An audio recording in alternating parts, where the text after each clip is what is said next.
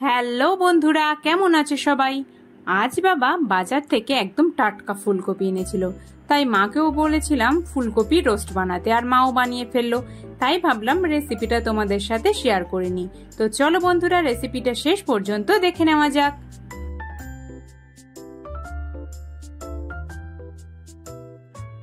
তার জন্য কড়াইতে সর্ষের তেল দিয়ে ফুলকপিগুলোকে খুব ভালো করে লাল লাল করে ভেজে তুলে নিয়েছিল। এরপর ঠিক একইভাবে ওই তেলেই মা আলুগুলোকেও খুব ভালো করে লাল লাল করে ভেজে তুলে নিয়েছিল। তো এখানে আলু ফুলকপি ভাজা কিন্তু কমপ্লিট।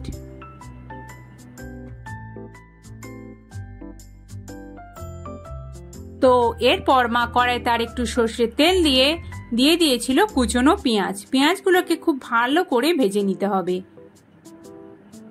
এরপর ওই পেঁয়াজগুলোকে আমরা মিক্সিতে পেস্ট করব, তার জন্য আমরা একেবারে মিক্সিতেই পেঁয়াজগুলোকে দিয়ে দিয়েছিলাম। আর দিয়েছিলাম কয়েকটা কাজু বাদাম ও পোস্ত, দিয়েছিলাম দুটো কাঁচা লঙ্কা, দিয়ে একটা পেস্ট বানিয়ে নিয়েছিলাম।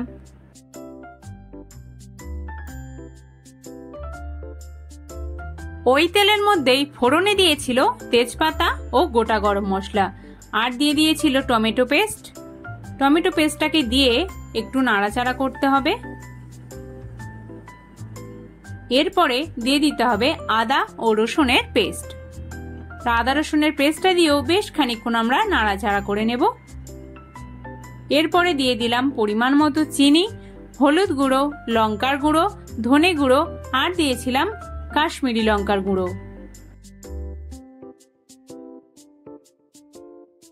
এই মশলাগুলোকে বেশ খানিকক্ষণ নাড়াচাড়া করে নিতে হবে। এরপরে তেল ছাড়তে শুরু করলে পেঁয়াজের পেস্টটাকেও আমরা এখানে দিয়ে দিলাম। এটা দিয়ে আমরা বেশ খানিকক্ষণ হালকাভাবে নাড়াচাড়া করব।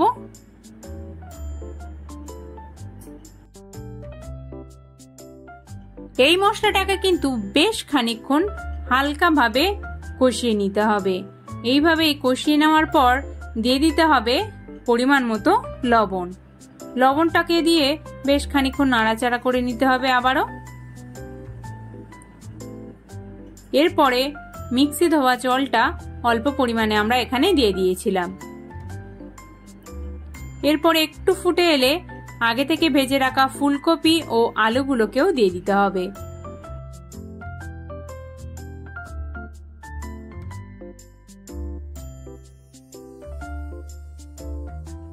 ভেজে রাখা ফুলকপি ও আলুগুলোকে এই মশলার সাথে আমরা বেশ খানিকক্ষণ কষিয়ে নিয়েছিলাম।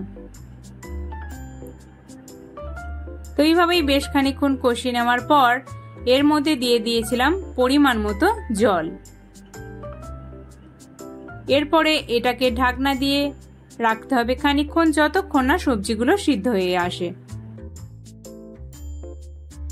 তো এখানে কিন্তু সবজিগুলো একদম সিদ্ধ হয়ে এসেছিল। এরপরে মা উপর থেকে ছড়িয়ে দিয়েছিল কুচনো ধনেপাতা। ধনেপাতাটা দেওয়ার পর কিন্তু এটা থেকে দুর্দান্ত একটা ফ্লেভার বেরোচ্ছিল। তো এটাকেও বেশ খানিকক্ষণ ফুটতে দিতে হবে আবারও। এরপরে মা দিয়েছিল ঘি। ঘিটা দেওয়ার পর এটাকে আবারও একটু হালকাভাবে নাড়াচাড়া করে দিতে হবে। তো এইভাবেই হালকাভাবে নাড়াচাড়া করে নিলেই আমাদের কিন্তু ফুলকপি আলু রোস্ট একদম তৈরি। উফ, এটা থেকে যা গন্ধ বেরোচ্ছিল না, জাস্ট অসাধারণ। তো এখানে এবার মা এগুলোকে সার্ভ করে দিচ্ছিল।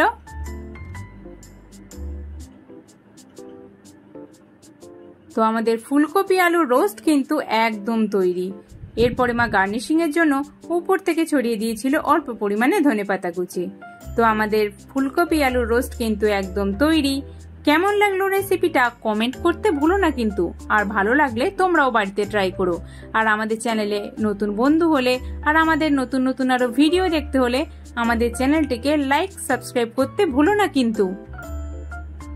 এই ভিডিওটা তোমাদের ভালো লাগলে আরো অনেক অনেক অনেক শেয়ার করে দিও।